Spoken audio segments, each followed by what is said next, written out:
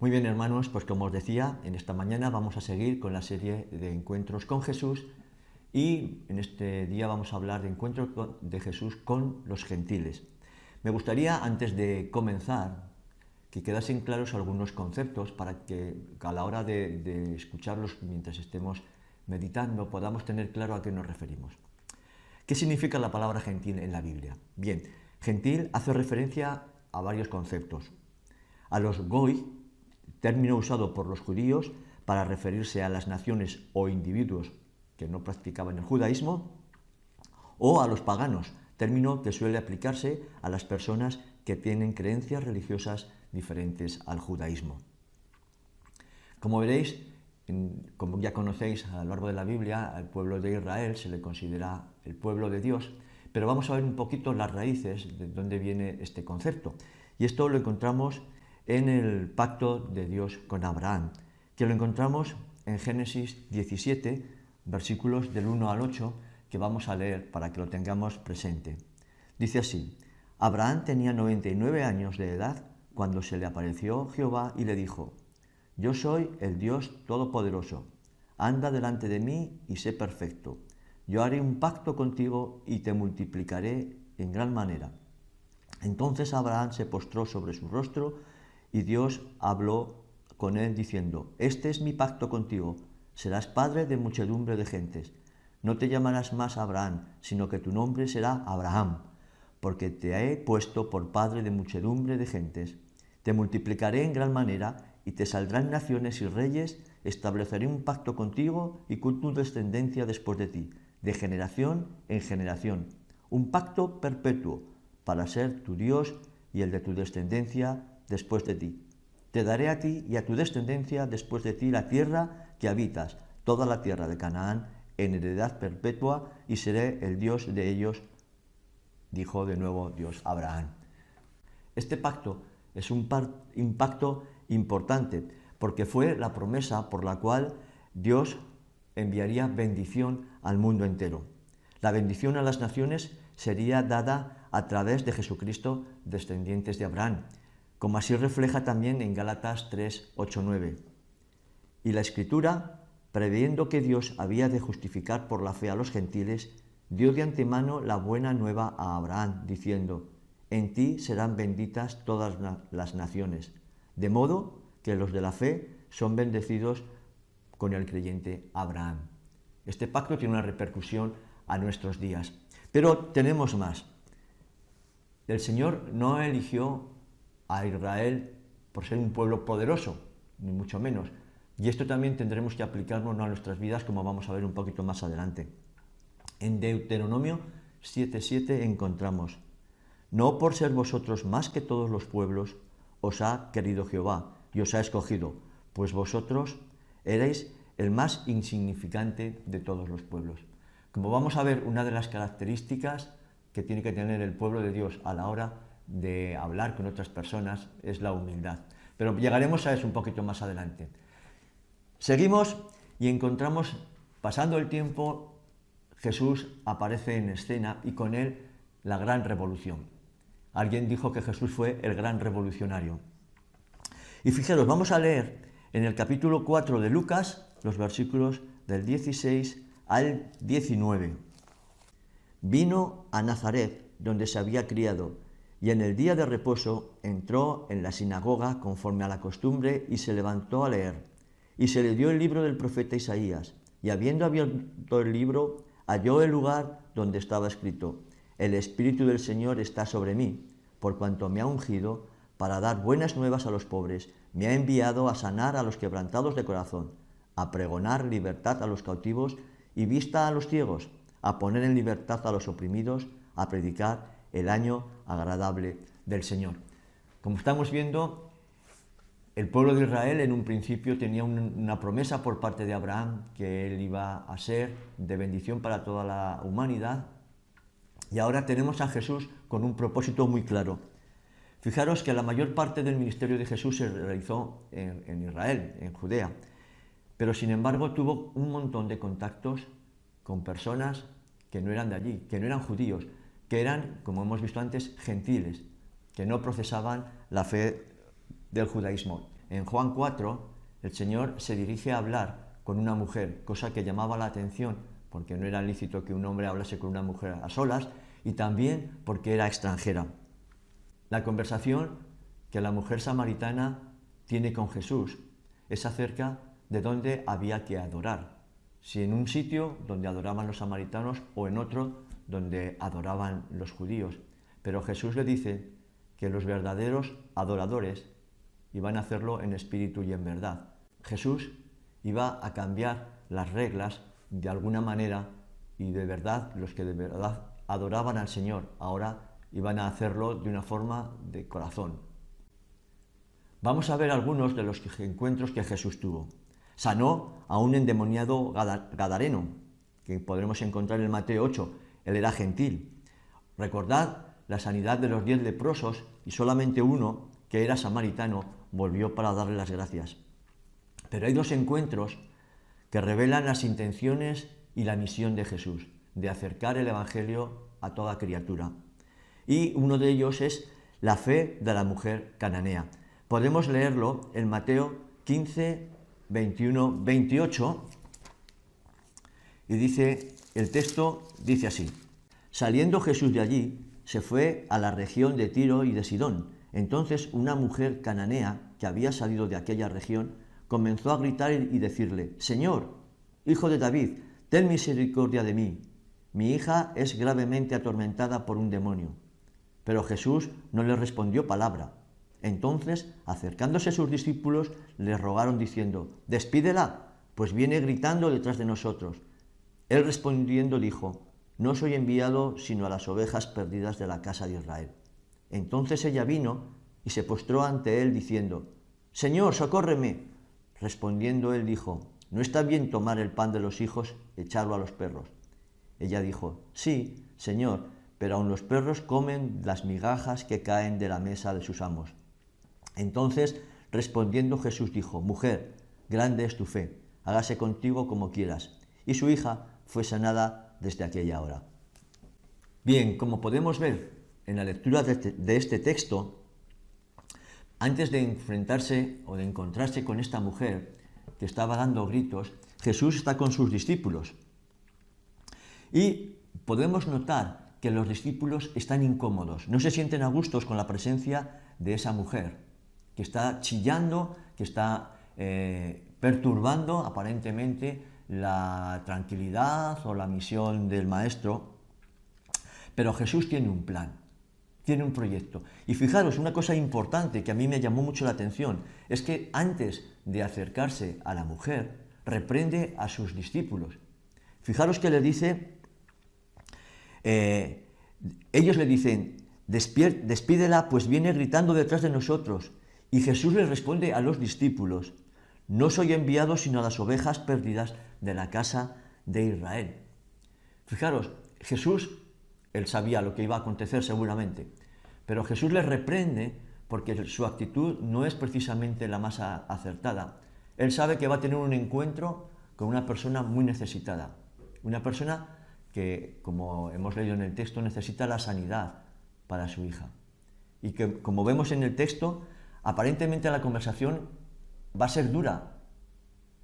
Después de reprender a los discípulos, el tono de la conversación, si lo leemos en este texto de Mateo, a mí la sensación de que me da es que es un poco como reprendiendo a la mujer. Sin embargo, no es así. Si lo comparásemos el texto con el otro evangelio, el Marcos 7, 24 y 30, veremos que el tono es más cálido. Es un tono de que sí, Jesús se acerca y le dice: Bueno, yo estoy llamado a sanar, a buscar a las ovejas que se me habían perdido. Y el ejemplo que pone del perrito, es curioso porque yo no sé cuántos tenéis mascota, pero en mi caso, cuando me pongo a comer, cuando nos ponemos a comer, el perro se pone debajo de nosotros esperando que caigan las migajas. Y con eso se conforma. Hombre, si le damos del plato, aún se pone más contento. Pero fijaros que Jesús se queda admirado de la fe que esta mujer tiene. Una fe que no procesaba la fe judía, pero que sin embargo había oído de Jesús, que él podía sanar y podía restaurar la vida, ya no de ella, sino de su hija. Y Jesús se queda sorprendido y lo dice: Mujer, grande es tu fe, hágase contigo como quieras. Me llama la atención que los discípulos, pues como que al principio no estaban muy por la labor. El impacto que tuvo que ser para ellos es el mismo que tiene que ser para nosotros. A veces seleccionamos a quién le hablamos del Evangelio, cómo le hablamos, qué le decimos, qué no le decimos, para que no se ofendan o para que no nos quedemos en mal lugar. Sin embargo, Jesús fue directo al grano. Tu fe, ese deseo que tú tienes de que yo te escuche, es lo que has dado a tu hija. Pero continuamos con otro más. Tenemos otro que es el siervo del centurión. ¿Os acordáis de la historia? Esta la podemos encontrar en Mateo 8, 5 al 13 y en Lucas del 7, capítulo 7, del 1 al 10. Bien, aquí fijaros, hay algo interesante que también me vuelve a llamar la atención y que es bueno que cuando leemos un texto podamos comparar si está en varios evangelios, porque hay detalles importantes. Mirad, en Mateo 8, capítulo 8, versículos del 5 al 13, dice que al entrar Jesús en Capernaum se le acercó un centurión que le rogaba diciendo: Señor, mi criado está postrado en casa, paralítico, gravemente atormentado. Jesús le dijo: Yo iré y lo sanaré. Respondió el centurión y dijo: Señor, no soy digno de que entres bajo mi techo. Solamente di la palabra y mi criado sanará. Pues también yo soy hombre bajo autoridad, y tengo soldados bajo mis órdenes, y digo a este ve y va, y al otro ven y viene, y a mi siervo haz esto y lo hace. Al oírlo Jesús se maravilló y dijo a los que le seguían: De cierto os digo que ni aun en Israel he hallado tanta fe. Os digo que vendrán muchos de oriente y del occidente y se sentarán con Abraham, Isaac y Jacob en el reino de los cielos. Pero los hijos del reino serán echados a las tinieblas de fuera. Allí será el lloro y el crujir de dientes. Entonces Jesús dijo al centurión: Ve, y como creíste, te sea hecho. Y su criado quedó sano en aquella misma hora. Fijaros qué episodio, de nuevo, tan interesante. Y también tenemos detalles aquí que podemos ver. Primero vemos a un centurión, a un soldado romano, no procesaba la fe judía, pero como vamos a ver, sí que era simpatizante, que ha oído de la autoridad de Jesús. Y él mismo reconoce a Jesús como una autoridad, igual que la que él tiene sobre soldados, que él le dice a un soldado una cosa y la tiene que cumplir. Pero hay un detalle importante que encontramos en la versión, o mejor dicho, en el Evangelio de Lucas, y dice, igual, este centurión no va solo, sino que va acompañado de alguien, y son los sacerdotes judíos que estaban por allí. Pero fijaros, vamos a leer el capítulo 7 de Lucas, vamos a empezar en el versículo 1. Después que terminó todas sus palabras al pueblo que le oía, entró en Capernaum, y el siervo de un centurión, a quien éste quería mucho, estaba enfermo y a punto de morir. Cuando el centurión oyó hablar de Jesús, le envió unos ancianos de los judíos, rogándole que vinieran y sanara a su siervo. Ellos se acercaron a Jesús y le rogaron con solicitud, diciéndole: Es digno de que le concedas esto, porque ama a nuestra nación y nos edificó una sinagoga. Fijaros, en esta escena encontramos a este centurión acompañado de ancianos judíos que de alguna manera interceden también a Jesús para que le escuche, porque este centurión había construido una sinagoga, simpatizaba con la obra judía, ¿verdad? Pero a Jesús eso no le importa, ni le impacta. A Jesús le impacta es la fe que tiene. Fijaros que incluso el centurión le dice a Jesús que no hace falta que vaya a su casa. No lo dice porque vaya a encontrarse la casa desordenada, porque vaya a encontrarse pues aquello que, bueno, imaginar, cuando invitamos a alguien procuramos que todo esté en orden. Jesús, el centurión no se lo dice por eso. Jesús se lo dice porque sabe que él como judío no puede entrar en casa de alguien que no es de la fe judía, de un gentil. E incluso, fijaros, el centurión quiere proteger a Jesús, pero reconoce la autoridad y el poder que él tiene para salvar y para sanar a su siervo que está enfermo. La reacción de Jesús al igual que con la mujer cananea, es de impresión, de decir, de sorpresa, de admiración. No he encontrado en Israel fe como la de este hombre. Es más, continúa el texto, muchos de los que aparentemente profesan esa fe serán echados fuego, porque lo que tienen es apariencia. Lo que nos enseña que lo que el Señor mira no es la actitud exterior, sino lo que hay en nuestro corazón.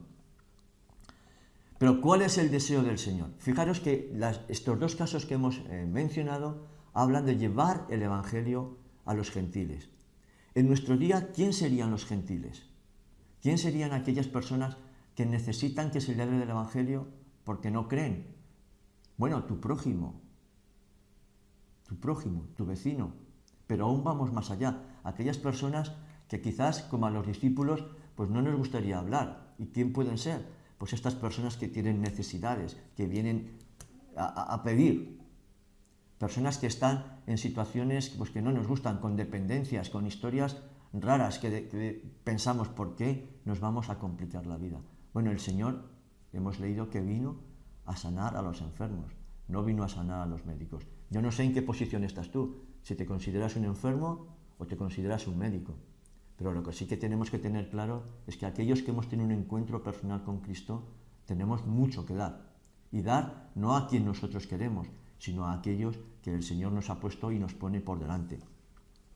Fijaros, voy a leer un poco de pasada algunos textos bíblicos que nos van a dar luz de cuál es el deseo del Señor Jesús para nuestras vidas hacia afuera.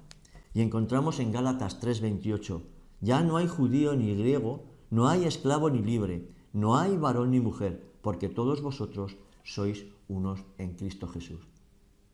Primera advertencia, no hagamos diferencias de personas. Hechos 10:34, entonces Pedro, abriendo la boca, dijo, en verdad comprendo que Dios no hace acepción de personas. Y esto lo dice Pedro, que como sabéis era un judío que sí que hacía acepción de personas.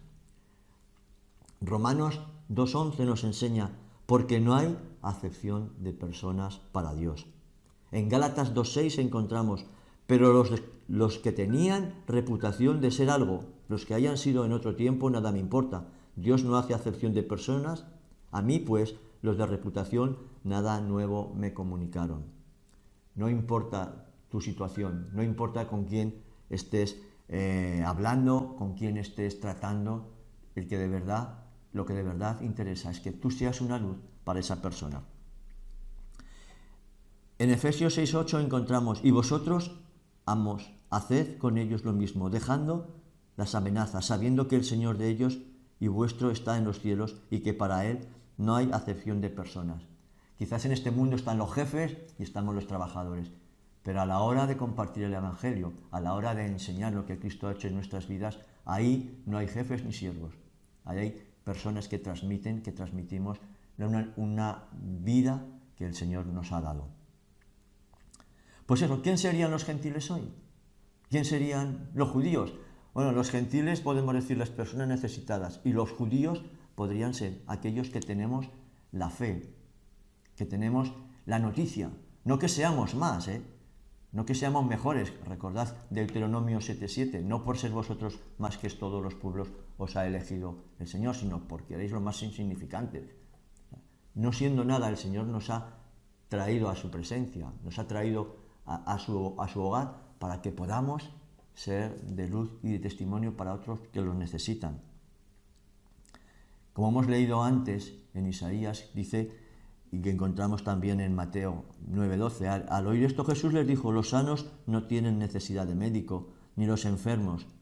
Id pues y aprended lo que significa misericordia quiero, no sacrificio, porque no he venido a llamar a justos, sino a pecadores al arrepentimiento. Y eso, fijaros, estamos bien rodeados, cada uno en el mundo donde nos movemos, en el trabajo, en los estudios, en la casa. Allí tenemos la oportunidad de compartir lo que Cristo ha hecho en nuestras vidas y el deseo que Él tiene de que ellos también puedan tener una nueva vida en Él. Hay un ejemplo en Mateo 25, 36, 40, que si te preguntas quiénes son estas personas que te necesitan, hay una lista. Elige en el área que te puedes mover. Dice así, porque estuve desnudo y me cubristeis, enfermo y me visitasteis, en la cárcel y vinisteis a mí.